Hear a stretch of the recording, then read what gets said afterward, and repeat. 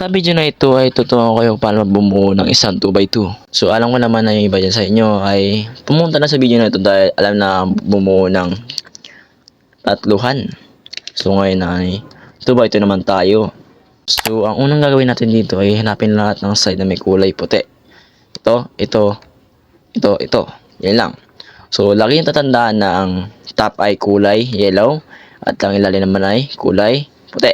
Sunod na gagawin ay pili ka ng isang kulay na gusto mong gawin dito. Kung ito ba. Basta may kulay puti lang. So, ang pinili ko dito ay ito na lang. Kulay. So, ito yung unang side dito, baba. So, hanapin mo yung may kulay green na may kulay puti. So, dito. Ito. Ito ay itataas natin siya. Taas, tulak, baba, hila. Yan. Kung you can see, nasa taas na. So, dito yung green. Kaya naman, ipupunta natin dito siya. Yan. So, yan dito siya eh. Dito yung green. So, gawin natin ang taas, tulak, baba, hila. Taas, tulak, baba, hila. Taas, tulak, baba, hila. Hihinto na lang kayo kapag yung kulay puti nasa lalim na. Kapag nasa lalim na yung kulay puti, doon na kayo hihinto. So, ito naman. Ito ay kulay orange. Hanapin ang kulay orange. Ito. Ilalagay sa natin dito. Yan. Ito yung orange. Winang taas, tulak, baba, hila. Taas, tulak, baba, hila. Taas, tulak, baba, hila. Yan. Okay na siya. Ito naman ay kulay blue naman. Na may kulay puti lang ha. Ito. Dito. Taas, tulak, baba, hila. So, nakagawa na tayo ng unang layer. Sunod naman ang gawin naman natin ay hanapin ng oriented at hindi oriented. So, hanap tayo dito. Ito, ano siya oriented? Ito yung green, red. Ito naman, oriented to. Orange, green. Oriented. Ito naman na hindi dahil iba yung kulay dito. Dapat ito yung kulay orange. Ito mali din to kasi hindi orange and dito. Ito naman red and dito din.